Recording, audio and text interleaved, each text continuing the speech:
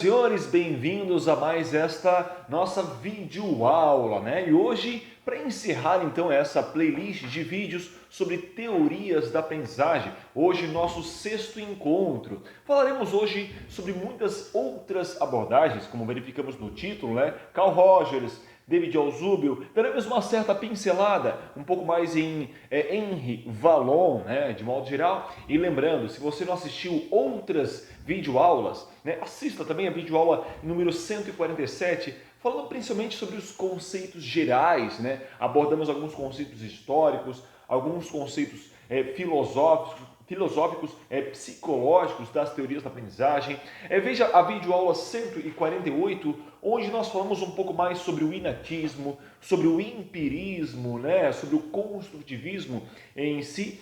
Assista também essa videoaula que vou deixar também aqui nos cards para vocês assistirem. Assista também a videoaula 149, que falamos um pouco mais sobre o construtivismo em Jean Piaget, né, e os seus estágios de desenvolvimento. Também não deixe de assistir a videoaula 150, onde falamos um pouco a relação de Vygotsky, né, e a aprendizagem mediada. Falamos um pouco mais sobre Vygotsky em si, sua vida e suas contribuições em si para a educação. Assista a videoaula 151, né, onde nós fizemos, né, um contraste entre o que Vygotsky fala sobre aprendizagem e o que Piaget, o que eles têm em comum e o que eles se divergem em si. É uma aula bem interessante, também está aqui nos cards. E assista hoje então a videoaula número 152. Aperte os cintos, vamos começar bem devagar, vamos começar aí, né, uma breve contextualização, entender um pouco mais sobre o que nós vamos falar hoje sobre outras abordagens de modo geral. Mas bem, primeiramente entendamos nessa videoaula, né, que é preciso pensar então no próprio ambiente escolar, né, como todo um processo, né, educativo, como um local de práticas, principalmente de práticas que proporcionem essa formação integral do sujeito, né? E também entendamos que nós devemos discutir um pouco mais, né? Até peço para vocês já deixarem aqui, né, os seus comentários a respeito dessas abordagens, né? Como nós podemos discutir um pouco mais as contribuições de Henri Vallon, né, para o ambiente escolar, levando também em consideração alguns aspectos da própria ação do professor em si, né, a ação do aluno, né, a sua atuação pedagógica.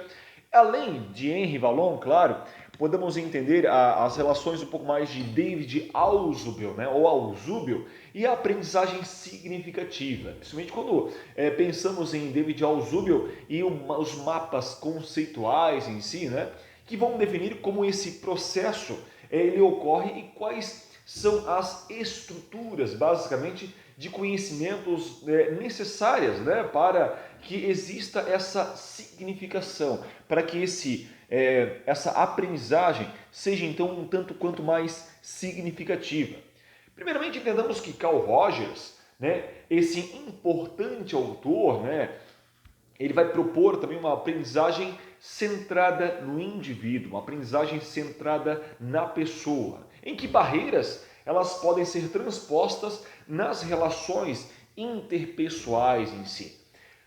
Pensamos também, para além de Carl Rogers, pensamos nas próprias teorias das inteligências múltiplas também, de Howard Gardner, né? Quando pensamos em múltiplas inteligências também, e teorias que conhecemos por discutir basicamente diferentes tipos de inteligências. E vamos também discutir um pouco mais sobre a importância da reflexão para as teorias, né? E como estas teorias em si elas podem nos auxiliar nas práticas pedagógicas, deixando essas práticas, né, um tanto quanto mais, de certa forma, mais eficientes em si. Então, para continuar contextualizando um pouco mais que nós vamos falar hoje, primeiramente, né, começamos com uma certa pergunta, um certo questionamento. Mas, afinal de contas, né, diante de todas essas teorias que nós citamos, qual é o papel do professor, né? E aí fica então essa reflexão que vamos buscar responder ao longo dessa aula. Outro questionamento que podemos citar hoje é quais as responsabilidades dos alunos e da família em si, né? Qual é o papel do aluno nesse processo? Qual é o papel da família nessa questão? Um outro questionamento que podemos elencar nesse momento é como que a equipe pedagógica, de modo geral, ela pode com isso auxiliar, né, de forma mais adequada nesse processo também, e como que a gestão, principalmente essa gestão do planejamento, ela deve ser feita, né, ela deve ser realmente gerenciada pelos agentes educacionais em si. Então fica mais esse questionamento. E também entendamos, para continuar contextualizando, que todas essas teorias elas vão, de certa forma, apresentar algumas particularidades, tanto construtivismo, quanto socio-interacionismo, quanto behaviorismo, quanto as teorias da aprendizagem significativa, né, de David Alzhubel, ou as inteligências múltiplas de Carl Rogers, e tudo isso de modo que é preciso conhecer como cada uma delas elas nos faz, de certa forma, compreender as fases também de desenvolvimento dessa criança, entender também os conceitos de maturidade, né? Como que essa maturidade ela vai elencar algumas significações, né? Também em outros elementos, de modo geral, entender como a escola que colocam em prática, né? Como que a escola possa colocar em prática esses tipos de teorias ou outras, né, teorias que deixam livre para o professor também escolher em si, né, onde o professor ele tem essa capacidade diante desse grande xadrez, né, que é a prática pedagógica, que nesse momento vou ser um pouco mais socio-interacionista, nesse momento eu vou ser um pouco mais behaviorista, ou vou ser um pouco mais construtivista, vou utilizar as teorias, né, significativas, vou elencar as múltiplas inteligências e nesse processo pedagógico, o professor, nesse grande xadrez, né, que é a sua ação, ele vai realmente avançando, recuando cada tipo de peça, e isso de modo geral então. Então, para começar realmente nesse primeiro bloco, né, e começar bem vagarosamente, pensamos primeiramente em Henri Vallon, como nós citamos até em outras aulas, né, Henri Vallon e no próprio ambiente escolar de modo geral. Entendamos primeiramente que há décadas, né, as ideias de Henri Vallon, e pensamos em Henri Vallon, é um grande autor que viveu lá entre 1879 até ele avança, né, na sua idade até 1962. Então, um autor que teve grandes contribuições para a educação, diferentemente de Vygotsky, né, que viveu apenas 37 anos. Henri Vallon teve uma longeva contribuição então para a própria educação em si, que de certa forma se tornaram tanto quanto inovadoras, até mesmo para a sua época em si. Pensamos que o desenvolvimento, né, em Henri Vallon, principalmente o desenvolvimento intelectual, né, ou mesmo cognitivo, ele envolve mais do que o cérebro em si, envolve muito mais do que o sistema nervoso central. E isso, de certa forma, entendamos que vai desconstruir algumas ideias de que somente a memória em si era necessária para a construção do conhecimento. Vai desconstruir esse processo que é apenas o processo de memorização das informações de modo geral, né? Entendamos principalmente que Vallon vai ser o principal responsável, né, por trazer os aspectos da emoção, né, e outras playlists. Vamos falar um pouco mais sobre as neurociências das emoções, mas Henri Vallon vai trazer muito o papel da emoção em si como um fator muito importante, extremamente importante para esse processo tanto de ensinar como também no processo de aprender, levando em consideração, como nós citamos em outros momentos, que a capacidade que o nosso aluno tem de aprender transcende, né, muitas vezes a nossa capacidade em si de ensinar. Em Vallon e suas ideias, elas se baseiam em elementos que vão estar, de certa forma, interligados. Isso é muito importante estar frisando, que são a própria afetividade, que é a própria inteligência, que é o movimento, né, quando pensamos na ação em si, a formação do eu como uma consciência individual, né? E nisso, para Vallon, considerar então as emoções né, é essencial para compreender o desenvolvimento da pessoa. Então, entender como que as nossas emoções elas se manifestam é de suma importância. E essas manifestações emocionais, elas tendem a, de certa forma, expressar, né, expressar esse universo tão importante nessas humanas em si. Entendamos também que a própria afetividade ela recebe um certo destaque quando nós pensamos que a emoção ele é orgânica, né? O medo, né? A ansiedade, a alegria, a nostalgia, tudo isso são relações então orgânicas que alteram a nossa respiração, que alteram os nossos batimentos cardíacos e até mesmo nossas expressões, o nosso tônus muscular, né? Tudo isso, essa afetividade recebe então essa emoção, ela recebe esse tom um tanto quanto mais orgânico de modo geral, né? Isso é muito importante estar então frisando. E nisso entendamos que sentimentos como alegria, como nós citamos, tristeza, raiva, euforia, entre tantos outros sentimentos afetivos que desembocam nas nossas emoções, são necessários, então, né, para que esse sujeito ele estabeleça essa relação que ele tem com o meio. Então, sentir através das nossas percepções sensoriais, né, é muito importante para detectar o meio ao qual eu estou, então, inserido. E nisso, a própria emoção ela causa um certo impacto, né? Ela se espalha no meio, né? Esse meio ao qual nós estamos, de certa forma, inseridos, e nisso a própria afetividade ela é essencial para esse desenvolvimento desse homem, né? Desse ser social no meio, né? A qual ele convive com outros, né? Ao qual ele aperfeiçoa essa convivência. E nisso, para Henri Vallon, a escola, né, ela é uma instituição que tem, de certa forma, uma certa finalidade, promover atividades para o desenvolvimento tanto do caráter quanto da afetividade, no desenvolvimento social, intelectual. Então, basicamente, elencar esses quatro, né, áreas, tanto o caráter, o afetivo, o intelectual, né, o social, são de suma importância realmente para esse desenvolvimento então integral, né, desta criança de modo geral.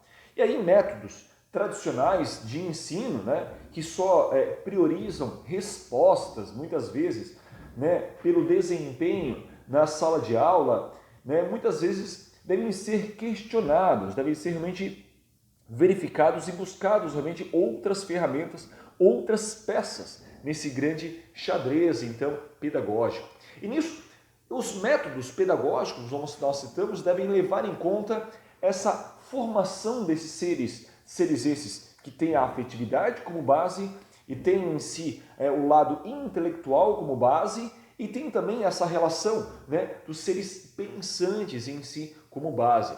Os elementos esses eles que envolvem a própria afetividade, envolvem as emoções, o movimento corporal. Nisso a educação física tem um papel muito importante, né? Que o movimento corporal ele vai ter realmente um grande campo, um grande terreno para a expressão desses elementos então mais afetivos. E nisso, o espaço físico, né, que se encontram as mesmas condições, é de suma importância também estar verificando para que eu tenha também um ambiente estimulador. E nisso, promover o seu desenvolvimento, né, em cada um desses seguintes aspectos, como nós citamos, o afetivo, o cognitivo e o motor. Então, ou seja, até assim como outros autores vão realmente falar sobre isso, como o próprio David Boadella, quando pensa assim na própria psicologia do esporte, né? O pensamento, o sentimento e a ação. E aqui corrobora-se também com os pensamentos de Henri Vallon, quando pensa no lado afetivo, o cognitivo e também o motor, né? E aí podemos pensar como exemplo,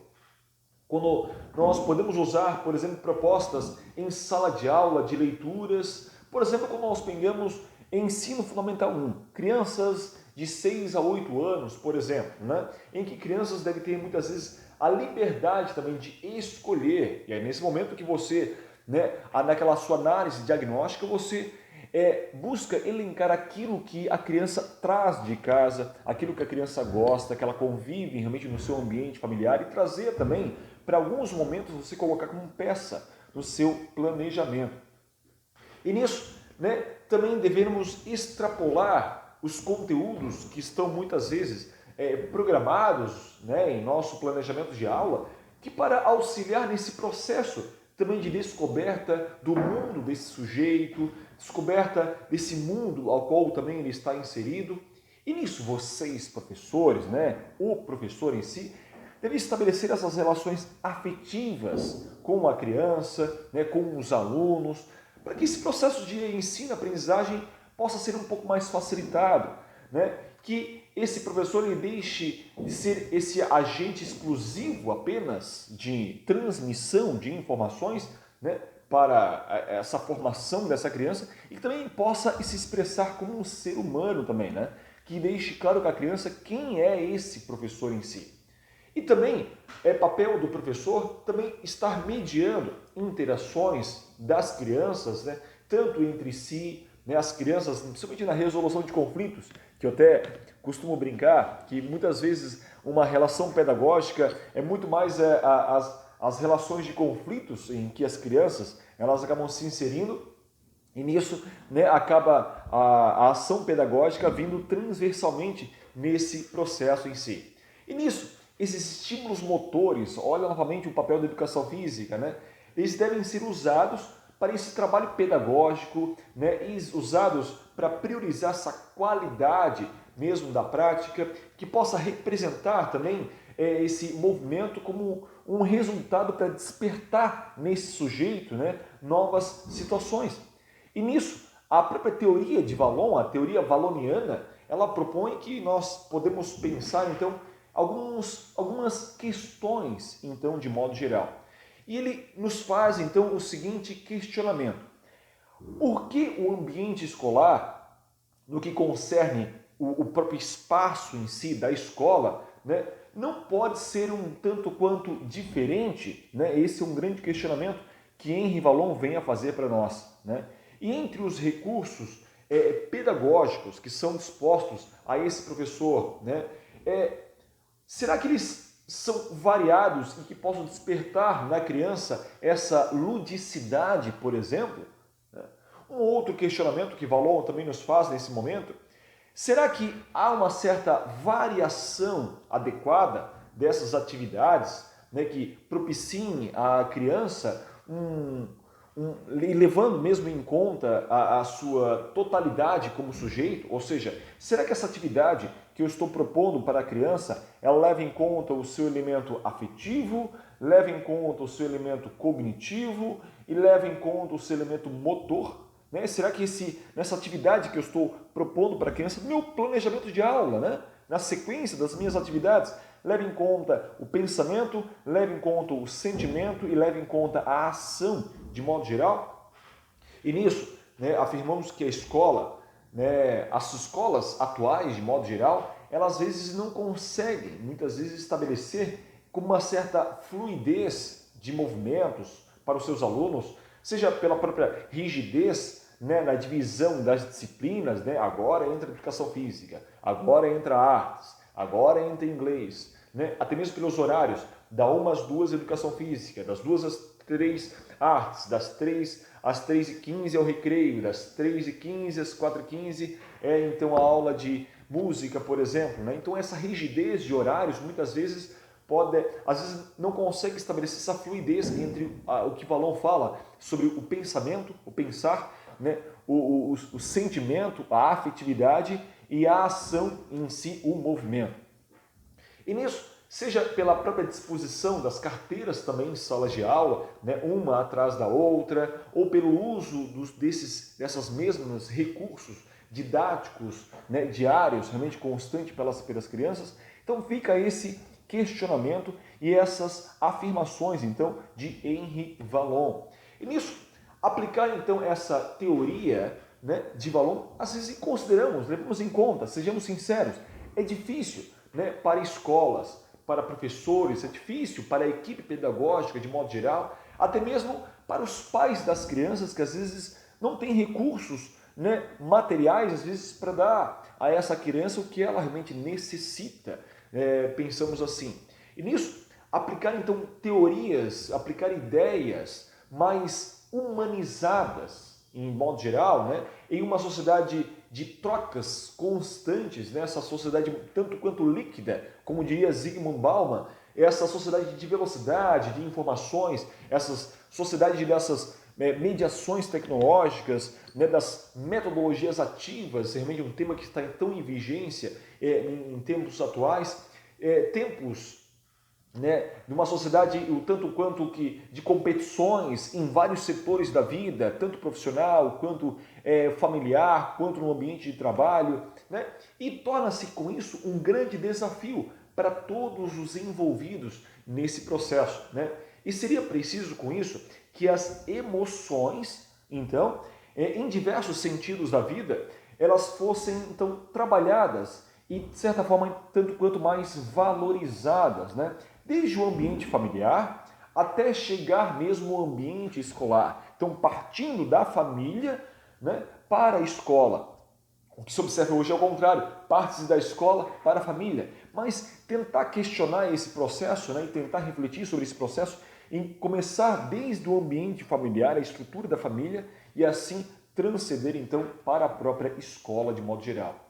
E nisso, claro que observamos uma certa dicotomia, né, de sujeitos e as relações sociais, que devem ser tanto quanto superadas essas dicotomias nessas atividades, pois pensamos que o sujeito ele está inserido em todas essas relações sociais. E nisso é importante estar frisando que a própria interação social, né, e o contato constante com outros, né, auxilia nesse processo de formação do indivíduo. E nisso, quando pensamos agora em tempos de pandemia, principalmente você que está ouvindo esse material, né, estamos ainda, né, no ano de 2021, ao qual foi gravado então esse material, né, é um momento pandêmico, é um momento de pandemia, onde prioriza-se o distanciamento social, né? Então, observa-se que para as teorias de Vallon, esse processo de interação social é de suma importância. E nisso a educação ela precisa agora integrar essas dimensões, né? Precisa realmente integrar essas dimensões com os objetivos em si, com as práticas, né, a serem feitas pela própria escola. E nisso, claro, valorizar as ideias, a própria espontaneidade da criança de modo geral, priorizar as discussões metodológicas das crianças, né? E nisso, quando pensamos então nesses questionamentos do pensamento, do sentimento, da ação em si, nessas relações como nós citamos nas teorias então de Henri Vallon e o seu ambiente escolar, né? Como que Henri Vallon entende as teorias pedagógicas e como que Henri Vallon então entende esse ambiente escolar. Bem, lembrando qualquer dúvida que você tiver a respeito de Henri Vallon e as teorias pedagógicas, deixe aqui embaixo nos comentários que posteriormente responderemos, reforçando todos esses materiais, né, em textos, em os slides, as imagens, principalmente estarão aqui descritas na descrição desse vídeo também. Mas agora avançamos então na nossa aula de hoje, né, falando um pouco mais para além da que nós citamos sobre Henri Vallon e como ele entende a escola, avançamos agora a entender um pouco mais as teorias de David Ausubel. Né? Como que David Ausubel e a própria aprendizagem significativa agora. Avançamos um pouco mais no nosso tempo. Pensamos que David Ausubel, agora que é um pouco mais contemporânea, viveu lá desde 1918, quando ele nasce em si, ele vem a falecer lá em 2008 em si, né? Também é um pouco mais recente as teorias então de David Ausubel. Ele foi um importante pesquisador, né, estadunidense, norte-americano, que ele se preocupava com esse processo também de ensino e aprendizagem, né? Buscava uma teoria que pudesse, então, de certa forma, auxiliar os professores, que pudesse ter práticas pedagógicas para a sala de aula em si. Então, David Ausubel pensou, então, numa estratégia realmente prática para professores, para docentes, na sua sala de aula. A teoria, basicamente, de David Ausubel foi, então, de certa forma, resultado de suas insatisfações com as teorias que até então estavam vigentes, com o modelo pedagógico que até então estava vigente, né, com a educação em si recebida, né, durante a sua vida escolar. Então, insatisfeito com aquilo que ele mesmo recebeu enquanto educação, então ele buscou alguma teoria que fosse um pouco mais significativa. E aí por isso que David Alzhouble tem esse grande banner, né, quando pensamos nessa aprendizagem mais significativa.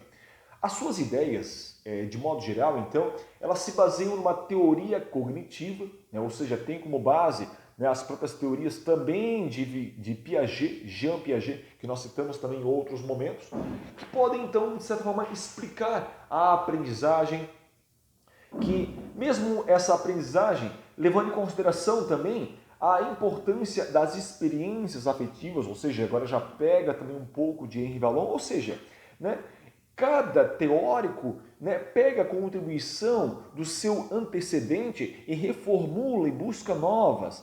Então, pensamos que nas teorias da aprendizagem, né, cada autor vai beber de outras fontes também, né? Então, Alzhouble bebe de fontes piagetianas, também que bebe de fontes valonianas e assim sucessivamente.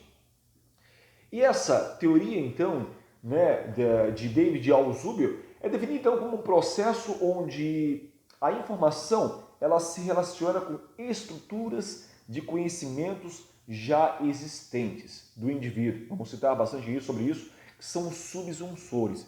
Então, aquilo que o indivíduo já tem como estruturas de conhecimento, né, seria basicamente a criação de conhecimento que se relacionam com o conhecimento prévio.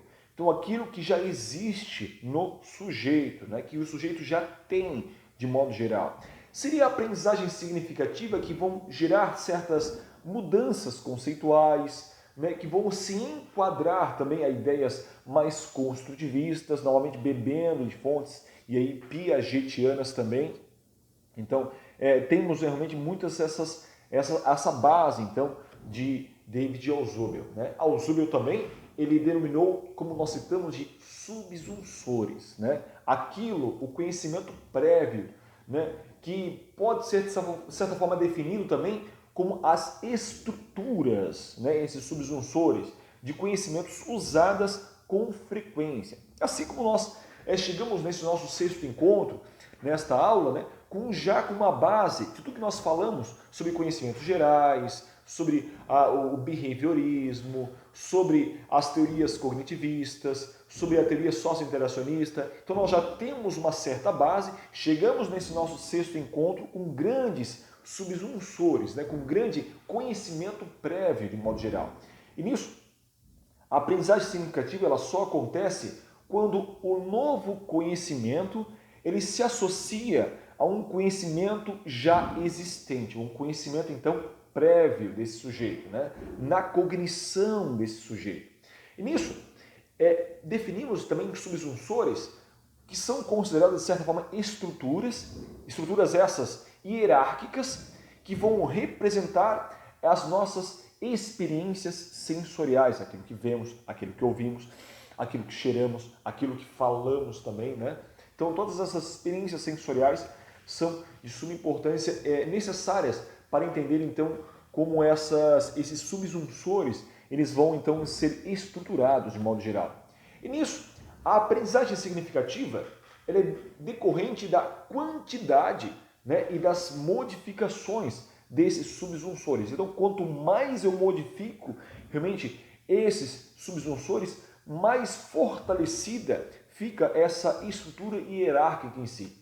E é a partir do conhecimento já existente, de novas conexões, até mesmo conexões neuronais que vão se formar e vão se ampliar e vão se fortalecer também, dando um pouco mais de significado, né, àquilo que nós estamos aprendendo, essas novas informações que vão se estabelecendo como aprendizagem em si, né, e nisso é preciso que, de certa forma, se conectem com e se associem realmente a conhecimentos já existentes no próprio sujeito. Ou seja, trazer ou levar para a realidade do aluno, né, o que está realmente se abordando, criando um certo mecanismo de associação àquilo que o aluno sabe. E por isso, realmente eu trago novamente em evidência os processos de uma análise diagnóstica para saber aquilo que o aluno já sabe e a partir disso realmente construir realmente os meus conhecimentos, construir a minha abordagem, construir realmente o meu plano de aula, o meu plano de ensino de modo geral. E nisso, esse processo então de ensinar e aprender, né, deve buscar também estruturas também já existentes, né, como se resultasse de um banco de informações, como se esse indivíduo já tivesse um grande arcabouço, né, um banco de dados, como pensamos agora na era da informação, né, já pré-existente, que ficasse fácil resgatar, ficasse fácil fazer o resgate dessas informações desse banco de dados. E nisso, a aprendizagem ela utiliza então ferramentas como a própria descoberta, como a própria percepção em si, como a recepção para acontecer algo novo, né? E aí nós trazemos a própria importância, né, de o professor planejar suas atividades e também variar os recursos didáticos pedagógicos, né? E em relação a essa hierarquia dessas estruturas cognitivas, né, David Alzhubel ele vai propor basicamente alguns conceitos e vai propor algumas proposições, né? Alzhubel nesse momento ele propõe então primeiramente alguns conceitos e realmente propõe algumas práticas em si para o professor na sua relação de ensino-aprendizagem, né? Esses conceitos mais inclusivos, que de certa forma estão no topo da hierarquia, que vão abranger conceitos, né, vão abranger proposições, como nós falamos, também menos inclusivos em si, né, como o poder da generalização. Então, esse fator do poder da generalização, até alguns autores, como nós citamos em outras aulas, que vão falar sobre as teorias da aprendizagem, como a própria Michele Nogueira, né, até observem em outras aulas, nós colocamos realmente na tela esse livro bem interessante, e se você quiser, realmente deixa aqui embaixo, professor, eu quero. E damos um jeito aí realmente de encaminhar esse livro sobre teorias de aprendizagem, onde quer que você esteja aí pelo Brasil afora, beleza? Sinta-se desafiado.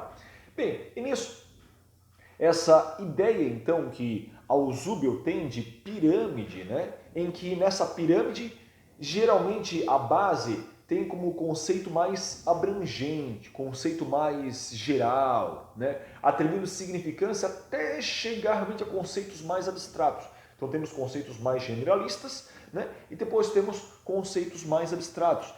E aí fica o nosso grande questionamento, né? Afinal de contas, qual é então o desafio em relação a essa metodologia, né? E aí nós pensamos desses desafios quando nós citamos em professores em sala de aula, por exemplo, a dialogarem com seus alunos numa relação de troca, onde os alunos estão construindo atividades. Nisso o professor ele chega naquele grupo e busca mediar, né, algumas situações, né, para facilitar, para mediar essas relações, né, mais significativas para a criança. Ou também nós podemos pensar realmente em outras situações em que o professor, né, ou a professora, ela coloca vários alunos em roda e faz justamente alguns questionamentos e realmente dá essa autonomia para que a criança se manifeste, para que a criança realmente ela possa colocar em pauta realmente aquilo que ela está pensando, que ela está construindo, é ser um outro modelo então de aprendizagem, né? Ou um modelo mais tradicionalista, onde o professor na frente, né, os alunos enfileirados, e aí realmente nesse processo mais tradicional. E aí cabe a você, lembrando que não existe regra, vai realmente momentos colocar uma situação mais tradicional, um outro momento uma condição mais de roda, em outro momento uma condição mais de pequenas ilhas de aprendizagem em si, e estar mediando esse processo então educacional.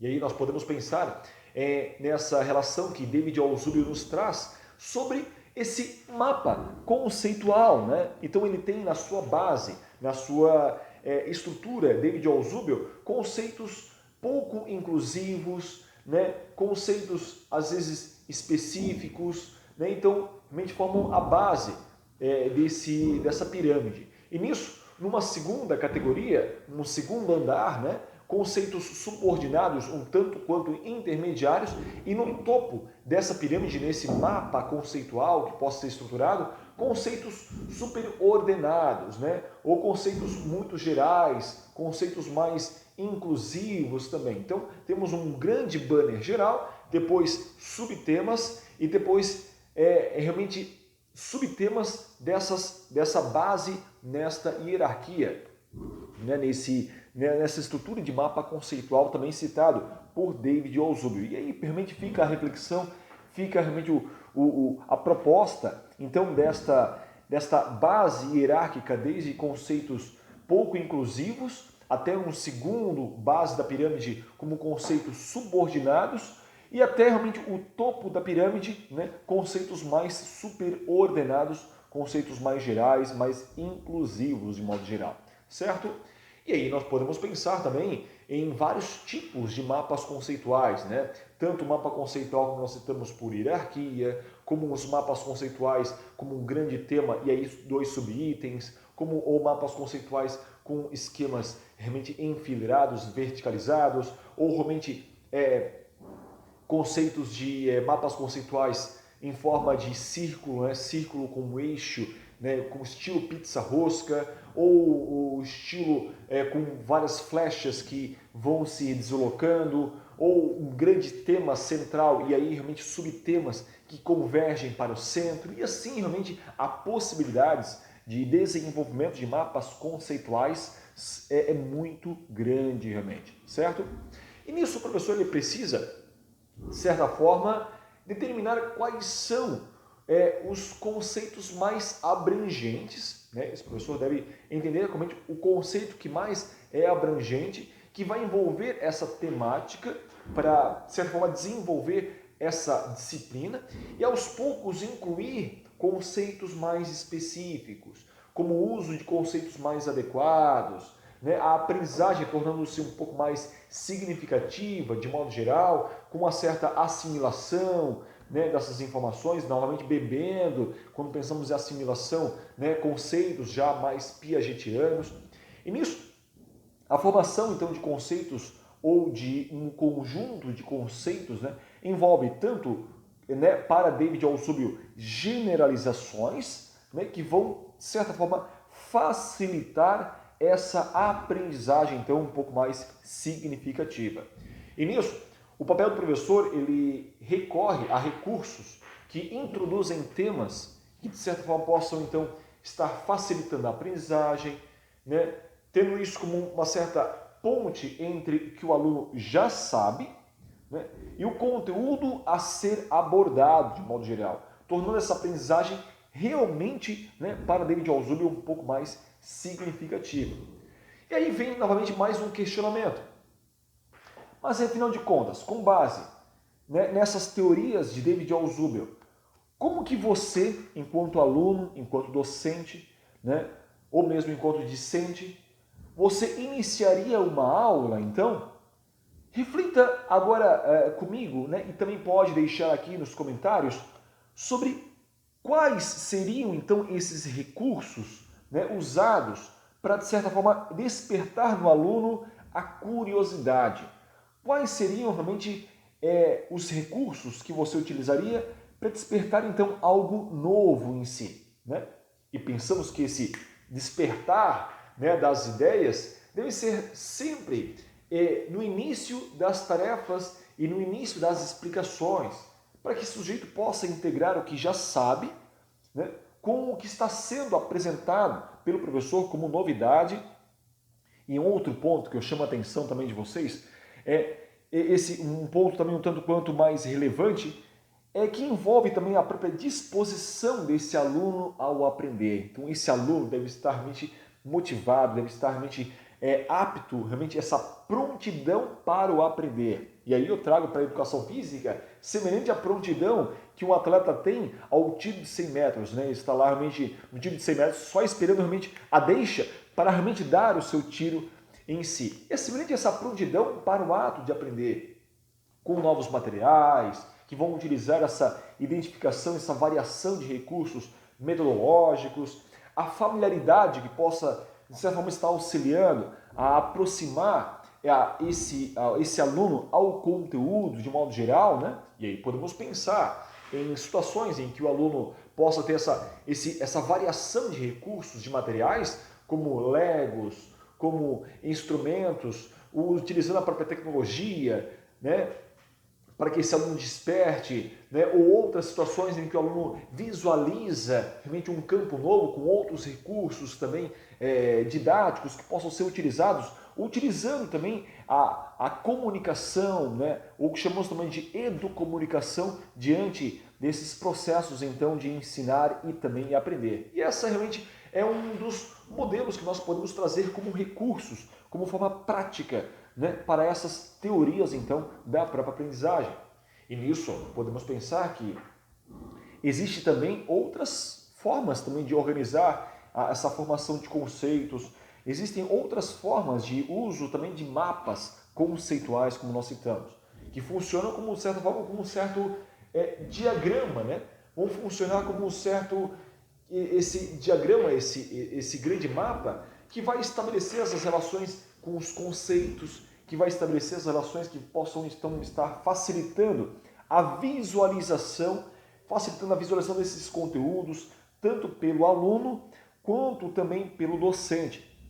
E nisso pode ser utilizados todas as disciplinas, né? Todas as disciplinas podem utilizar desses mapas conceituais de modo geral, podem ser dados tanto prontos pelo professor, né? Ou podem ser usados para uma atividade de montagem, montar então um mapa conceitual. Então o professor ele pode dar o mapa conceitual e apenas o aluno preencher em si, ou realmente esse aluno montar então o seu mapa conceitual, né? E aí podemos pensar em outras estratégias em que esse aluno então ele busca estar montando conjunto com os colegas algumas ferramentas. Isso é muito comum utilizado por exemplo na robótica, né? Como está em grande vigência agora, né? A utilização da própria inteligência artificial. Então esses elementos de experimentação, de construção, e aí naturalmente, quando pensamos em Jean Piaget, pensamos no construtivismo. Hoje está em grande evidência algumas teorias sobre o construcionismo, né, que é uma transcendência, utilizar a própria intuição para construir alguns elementos, né, para a prática desse indivíduo. E nisso temos então como base, como referência, mais então esta prática em si, né, essas relações em que as crianças ou mesmo adolescentes, até mesmo a educação de adultos, possa beber também dessas fontes específicas. E nisso pode ser usado então amplamente em todo esse processo de ensinar e aprender, né, sendo um excelente mecanismo de revisão, um mecanismo de fixação, né, de consulta desses conteúdos, que possa com isso possibilitar também essas conexões entre conhecimentos que já existem nos sujeitos, conhecimentos esses já os subsunsores desse indivíduo, a novas informações então adquiridas, né? E a aprendizagem, agora para David Altshuler, também ela pode ser de várias formas também. Primeiramente, uma aprendizagem um tanto quanto mecânica, né? Ou seja, aquela aprendizagem por meio de uma simples memorização. Também essa aprendizagem ela pode ser uma aprendizagem um pouco mais receptiva, com a seleção agora de conteúdos, né, por outras pessoas também. Ou também essa aprendizagem ela pode ser por descoberta, ou seja, que é quando o sujeito ele realiza as suas próprias descobertas. Sim, como nós mostramos anteriormente, né, os sujeitos então desenvolvendo as suas atividades, desenvolvendo então as suas práticas. Ou também essa aprendizagem ela pode ser também de uma forma mais significativa para David Altshuler, ou seja, com base na relação dos conceitos, né? A partir do momento em que a aprendizagem ela recebe essa significação, ela é mais facilmente assimilada, né? E nisso, a avaliação agora desse processo, que é um outro tema também um tanto quanto a ser refletido, como podemos avaliar todo esse processo, né, de ensinar, esse processo também do aprender, deve ser feito com base na busca então de soluções, né, soluções essas de problemas. E aí podemos citar como um exemplo, onde uma atividade ela pode ser às vezes repetida com diferentes fundos de cena. Então, às vezes eu repito uma atividade de um segundo ano, eu repito essa atividade com um quarto ano, apenas mudando o fundo de cena. Por exemplo, há um fundo de cena uma atividade que eu utilizei com o segundo ano, né, às vezes eu gosto de utilizar na minha prática na escola, por exemplo, a história de Mowgli, onde eu tenho um Balu, né, um grande urso que possa trabalhar o caráter, né, eu tenho, de repente, uma bagueira, que é uma pantera, que possa trabalhar o desenvolvimento físico, eu tenho uma cobra, a cobra K, na história de Mowgli, que possa trabalhar o desenvolvimento intelectual, e num quarto ano eu utilizo outras histórias, até mesmo de uma classe mais mundial, com base realmente em que cada personagem desse grande fundo de cena possa desenvolver algum elemento, né, de desenvolvimento, ou afetivo, ou cognitivo, ou motor, ou a moral em si. Né? Então, utilizando fundos de cenas diferentes, né, com mesmas atividades. Isso é uma grande estratégia também a ser utilizada para que os alunos possam, então, resolver esses problemas em si. E esse processo interessante de avaliação, né, serve também para verificar como esse aluno desenvolveu essas habilidades que foram tão desejadas.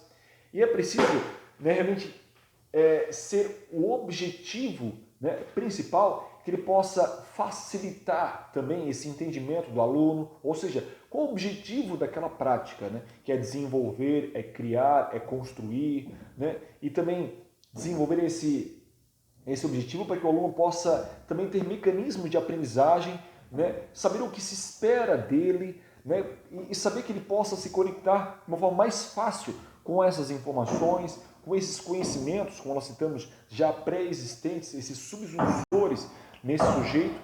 E nisso, a própria aprendizagem significativa ela é um pouco mais relevante para os alunos e professores em todo esse ambiente escolar, quando eu utilizo também dessas metodologias de modo geral.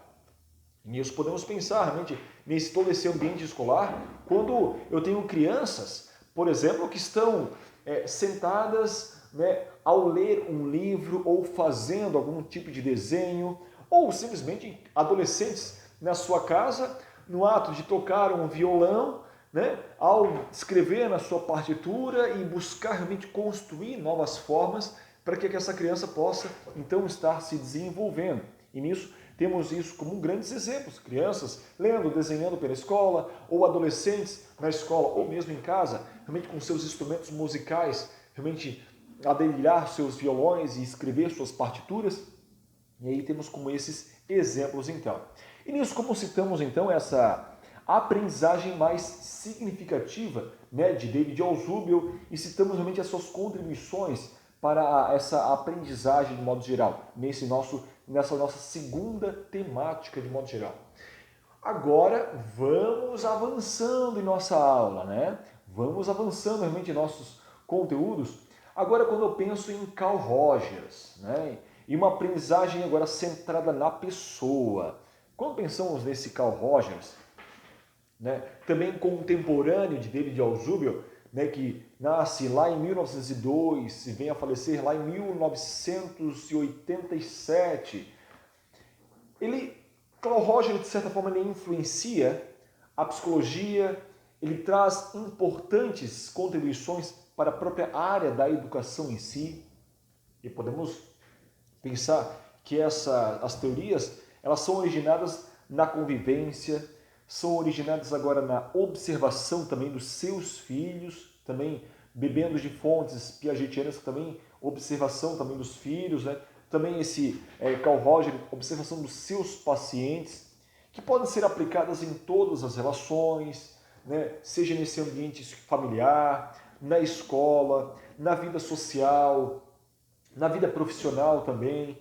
Portanto, entender a pessoa em si como um todo, né, buscando estabelecer essas relações mais interpessoais com esse sujeito, é de suma importância. E nisso, as ideias deste teórico são consideradas avançadas também, né?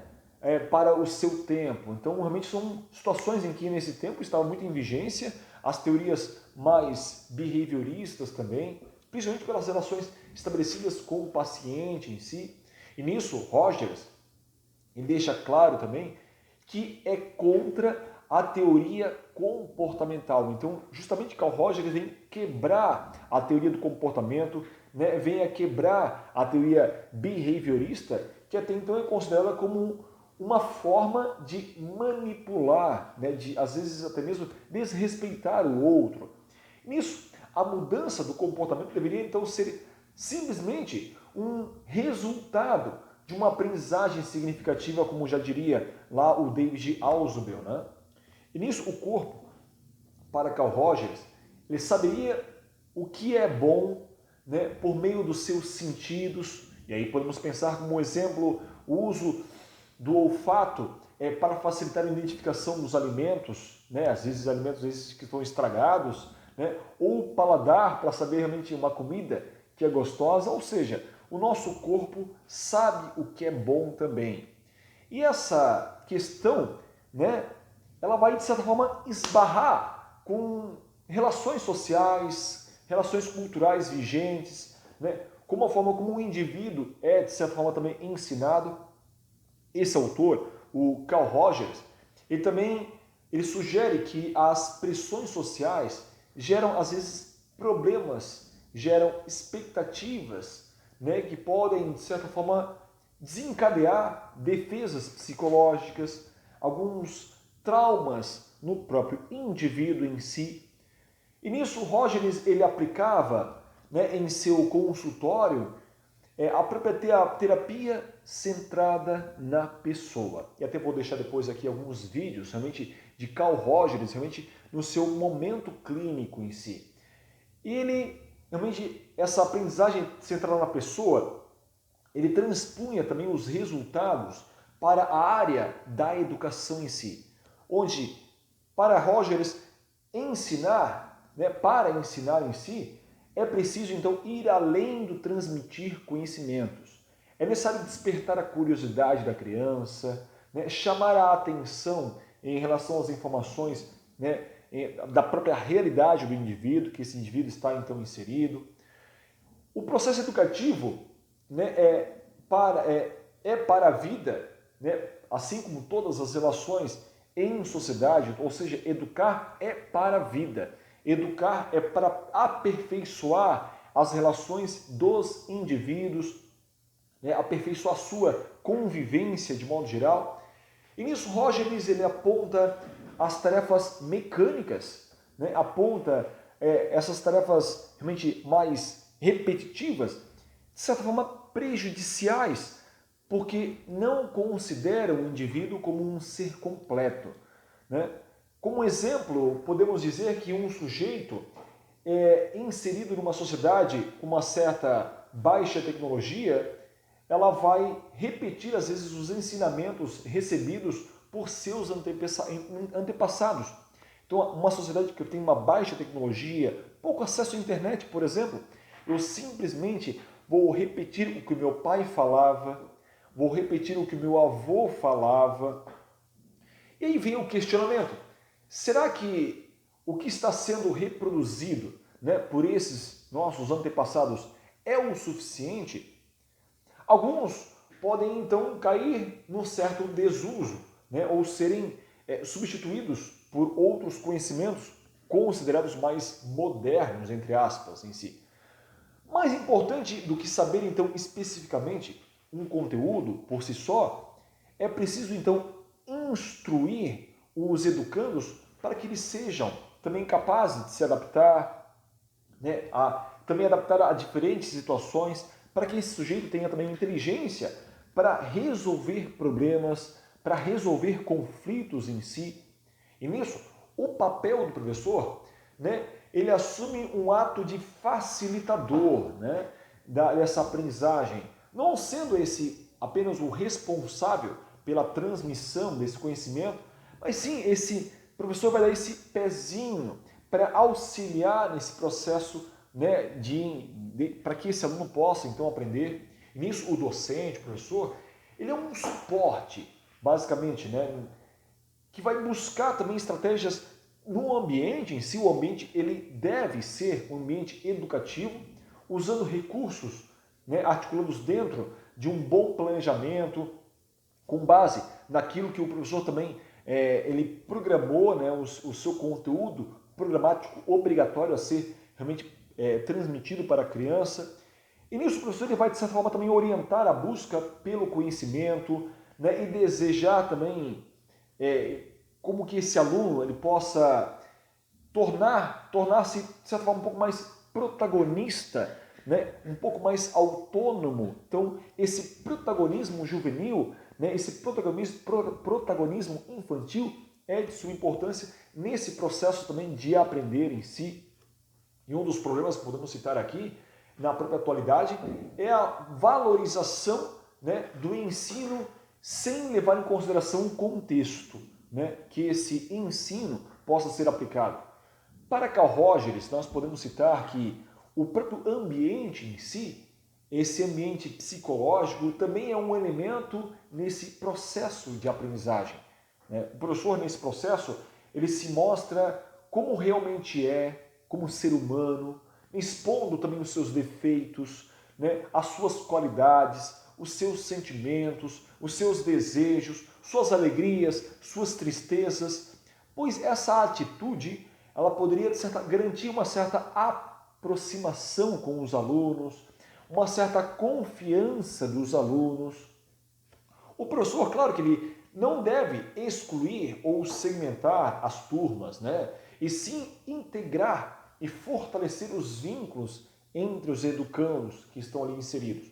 E nisso é preciso, então, esclarecer que este teórico, né, Carl Rogers, ele não demonstrava uma preocupação com uma definição de práticas pedagógicas em si, né? Ele achava que a pessoa só aprendia aquilo que estava disposta a aprender, que vai relacionar essa aprendizagem a diferentes experiências das pessoas. Então existe uma disposição desse meu educando, desse meu aprendiz, desse meu discente em estar aprendendo. E nisso, a relação entre professor e aluno é importante nessa teoria, principalmente para que esses alunos se tornem mais independentes, se tornem mais autônomos. Então esses dois elementos, independência e autonomia, estão muito imbricados nessa relação da aprendizagem em si. E nisso os erros, né, também muito valorizados por Jean Piaget, são considerados também parte desse processo, com uma certa orientação para o caminho certo, né, a ser adotado. Rogers também sugere alguns contratos, ou seja, os combinados, esses contratos sociais, né, esses combinados com os alunos, né, que devem ser feitos no início da aula, como regras de convivência, coisas simples, né? Ouvir sempre o professor, quando o professor levantar a mão, estar atento a ele, né? Então, alguns combinados, alguns contratos devem então ser estabelecidos para que essa aprendizagem se torne na pessoa seja também um desafio e, se usada, né, tende a despertar nos alunos esse processo de amadurecimento, tanto cognitivo, quanto social, quanto também desenvolvimento motor em si. E aí nós podemos pensar nessa aprendizagem significativa quando numa relação, né, num histograma, por exemplo, ele possa, numa linha mais verticalizada, pensar então no grau de intensidade nisso, numa aprendizagem significativa, levando a novas informações, né, relacionar conhecimentos relevantes e estruturas cognitivas. E quando pensamos num eixo X, né, nesse histograma, numa linha mais horizontal, numa questão de volume agora, uma aprendizagem por descoberta. Então, o sujeito busca uma aprendizagem significativa, mas ao longo do tempo ele vai, né, ascendendo por novas descobertas de conteúdos a serem aprendidos, que vai selecionar também aquilo que esse sujeito vai adquirir como aprendente, né, como ser aprendente também. E nisso, quando nós citamos então essas teorias então de Carl Rogers e a sua aprendizagem centrada na pessoa. Agora vamos afunilando então a nossa longa aula sobre agora Howard Gardner, né? Como que agora Gardner ele possa pensar então as suas teorias das inteligências múltiplas. Quando pensamos em Howard Gardner, pensamos nas teorias das inteligências múltiplas, que vão se basear também em Piaget, vão também beber fontes de Piaget, que vai associar ao seu conhecimento sobre música, né? Então, Howard Gardner tinha um grande conhecimento sobre música e um grande conhecimento sobre artes, que fazem parte hoje da área de linguagens junto com a própria educação física. E ao se tornar, então, público, né, esse processo ocasionou um certo impacto, né, na própria educação, quando pensamos em múltiplas inteligências. Então isso gera, nessa época, um grande impacto na sociedade vigente. E nisso, essas inteligências são um conjunto, então, de habilidades que vão integrar constantemente nas atividades de busca de soluções de problemas, por exemplo, né, na criação de soluções, na elaboração de produtos, por exemplo, né, que às vezes essas relações não podem ser mediadas muitas vezes. Então essas relações, né, de solução de problemas é um grande núcleo duro, é o grande estado da arte quando nós pensamos, né, nas inteligências múltiplas propostas então para o Howard Gardner. Nisso, essa é uma alternativa também para o conceito de inteligência como uma capacidade às vezes inata, aquilo que nós citamos anteriormente, como o inatismo em si, né? Uma capacidade geral, uma capacidade única em si, apenas a inteligência, né? Observa-se grandes pesquisadores, por exemplo, que entenderam a inteligência humana, né, como é específica, pois ela nem todo mundo, né, é excelente em todos os aspectos, em todas as áreas. Algumas pessoas são mais bem sinestesicamente, outras pessoas são mais bem com inteligências musicais, outras são muito melhores com inteligências interpessoais. E percebe-se também que a existência de habilidades individuais, né, independentemente do problema, e também a realização desses mapas cerebrais também é de suma importância, e com isso estabelece-se vários tipos de inteligência, então. Como nós citamos, além dessas que nós citamos, né, nós temos a inteligência lógico-matemática, por exemplo, temos uma inteligência mais linguística verbal, temos uma inteligência musical espacial, enfim, temos tantos outros tipos de inteligência, né, como a corporal sinestésica, como nós citamos, né, como a inteligência interpessoal, a intrapessoal, a naturalista, e é isso quando nós pensamos nesses tipos de inteligência, então, citados então, por Howard Gardner, que vão envolver então capacidades e habilidades e também algumas realizações de operações numéricas, né? Aprender idiomas, por exemplo, é um tipo de inteligência, usar escrita, usar a fala também é um tipo de inteligência. E aí vem a questão, né, um questionamento também para essa temática. Mas quais de nossas capacidades, então, são inatas e qual de nossas capacidades são desenvolvidas, né, para Howard Gardner? Então, nós nascemos, então, com uma certa potencialidade, que ainda serão, de certa forma, moldadas pela vida, moldadas pela sociedade, conforme as oportunidades que nós temos, né? Não adianta eu ter uma grande habilidade para ser um grande desenhista, mas ao mesmo tempo eu não tenho papel, não tenho caneta, não tenho instrumentos para isso. E assim podemos transcender para outros elementos da vida, né? Que vamos então nos envolvendo com esses tipos de inteligência. Por exemplo, uma criança que desenha, como nós citamos, muito bem na sua escola, porém ela nunca, esse desenho ele é explorado, provavelmente ele nunca desenvolverá plenamente essa qualidade, nunca realmente irá promover, realmente irá aperfeiçoar essa habilidade específica. E nisso também o erro agora novamente em não valorizar também agora essas potenciais existentes também possa ser realmente muito prejudicial à criança. Então, valorizar esses potenciais é de suma importância para Howard Gardner. E nisso é preciso, né, que nós entendamos essas capacidades que podem ser, às vezes, independentes, mas que não acontecem isoladamente, né, no próprio comportamento. É preciso, com isso, claro, levar em consideração que os alunos encontram esse equilíbrio dentro das suas competências, né, para que possam servir para uma sociedade de uma forma mais construtiva também. A escola, nesse caso, ela deve ter como objetivo também desenvolver, né, as várias inteligências desses alunos, essas múltiplas inteligências. Né? E isso quando pensamos, então, brevemente, quando falamos, então, em Howard Gardner, né, e as teorias da inteligência múltiplas, né, nesse nosso quarto tema, nessa nossa quarta temática em si. E agora vamos à última temática antes de fazermos o nosso desfecho.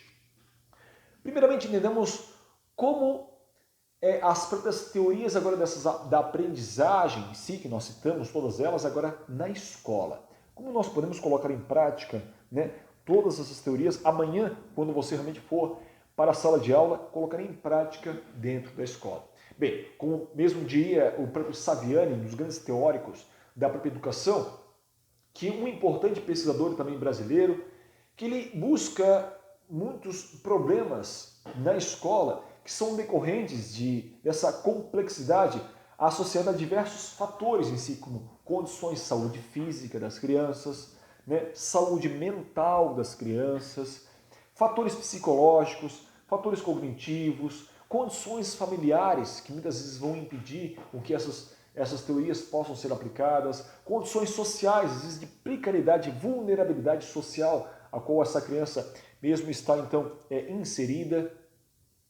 E nisso, para esse autor, então, como o próprio Paulo Freire, né, podemos citar então mesmo Paulo Freire nesse processo, pensa-se então que a escola deve ser, de certa forma, um pouco mais um local também de construção, né, coletiva, do saber, né, do considerar as lutas e as necessidades dos alunos, que possam transformar também esses sujeitos mais ativos, né, de modo geral, dentro da história a qual esses sujeitos também estão alocados.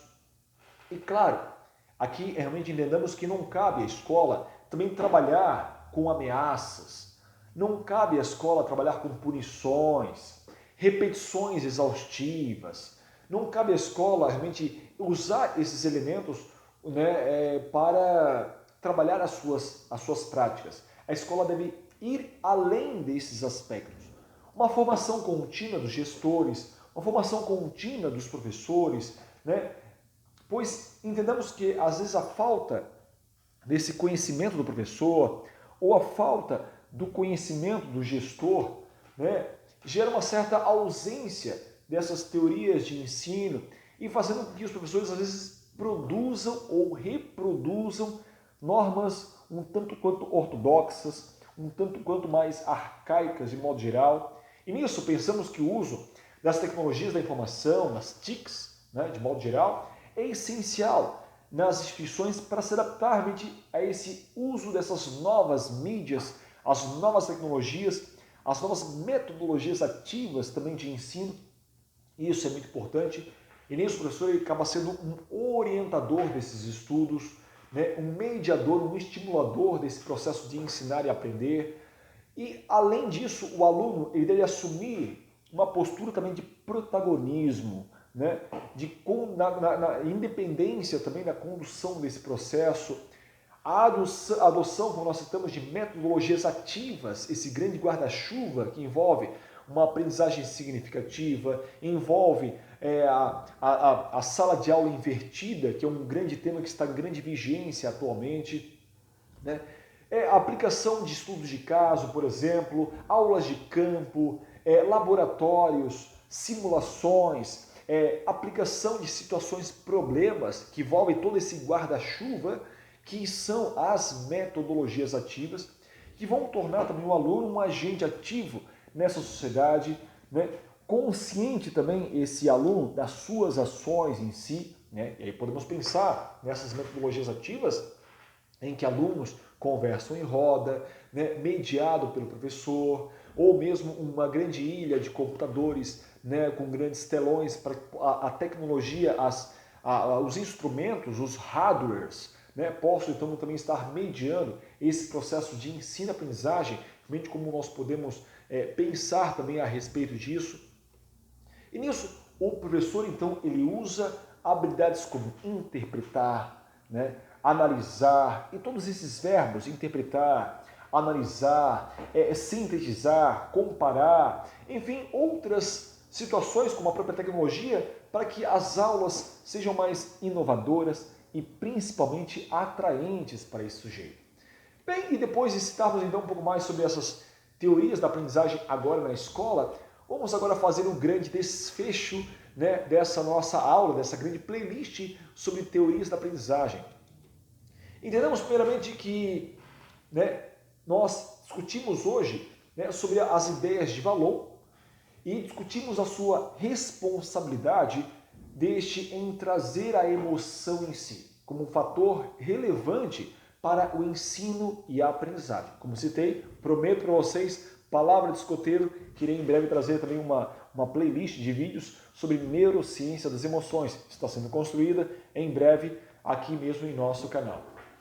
E nisso entendemos também que o professor, né, e toda a equipe pedagógica em si, né, ela deve estar atentos a esses sinais, né, que são dados a todo momento, né. Nós abordamos também as próprias teorias de Ausubel, né, e o seu modelo de aprendizagem significativa associada a esses subsunsores, né, ou seja, a esse conhecimento prévio em si. Nós falamos também um pouco sobre as propostas de Carl Rogers, né, as ideias de relacionamento interpessoal, falamos sobre a afetividade, o modo de como a aprendizagem se tornaria mais significativa, né? E como isso posso usar também dessas experiências com pacientes nos seus consultórios, né? Carl Rogers utilizava muito dessas experiências, transpunha todas essas ideias para a área da educação, que vai criar também as suas teorias da aprendizagem centrada em si, na pessoa. Abordamos também hoje, em nossa aula, as ideias das inteligências múltiplas, né? Lá de Howard Gardner também, e como essas ideias ela transformou a forma de pensar no ambiente escolar, né? A forma de enxergar as diferenças entre os alunos, as múltiplas inteligências dos alunos em si. E nisso, nós pensamos então nessas teorias da aprendizagem, tanto teorias mais humanistas que nós citamos, teorias mais das inteligências múltiplas, teorias cognitivas sociais, teorias mais comportamentalistas, que vão ter como base, né, todo o desenvolvimento desse ser humano nesse espaço escolar em si, né? E nisso podemos pensar também nesse grande mapa conceitual, né, onde nós temos como centro as teorias da aprendizagem. E aí no topo, na parte superior, nós temos então Henri Vallon, né, e suas teorias, que vai desembocar em David Ausubel. Nós falamos sobre Carl Rogers e depois, por último, sobre Howard Gardner, nesse grande mapa conceitual então desta aula. Então, como nós podemos agora pensar tudo isso na prática? E realmente fica esse desafio para você, essa atividade que realmente sinta-se provocado a deixar os seus comentários aqui embaixo em nossos vídeos. Agora, elabore um mapa conceitual, como aquele que nós mostramos lá atrás, né? E seguindo mesmo os passos relatados lá por David Ausubel, né? Fazendo uma pesquisa com os agentes educacionais, identificando teorias, identificando práticas, identificando propostas pedagógicas, educacionais, né, em sua prática, né, lá na sala de aula. Sinta-se desafiado, coloque os comentários aqui dessa prática embaixo, beleza? Bem, senhores, novamente muito obrigado, chegamos ao grande final dessa nossa aula, né? E aí tivemos com muitas referências bibliográficas hoje, tanto o texto de Baroni, né? Tivemos o texto do próprio behaviorismo, né? Na educação em si, tivemos o texto de Bruni, a própria aprendizagem significativa, né? Na relação Brasil-escola, textos de Lacombe tivemos como referências, como utilizamos as teorias da aprendizagem, textos de Michele Nogueira, também sobre teorias da aprendizagem, textos de Santo Mouro, sobre inatismo, empirismo e construtivismo, todos esses referenciais teóricos e alguns links para outros textos. Para você saber mais, vou deixar também aqui embaixo nos nossos vídeos. Beleza, pessoal? Novamente, muito obrigado a vocês. Não deixe de se inscrever no nosso canal para que você sempre receba as nossas atualizações. Muito obrigado a vocês e a Namastê. A luz que brilha em mim também brilha em vocês. Até mais e até um próximo momento. Valeu!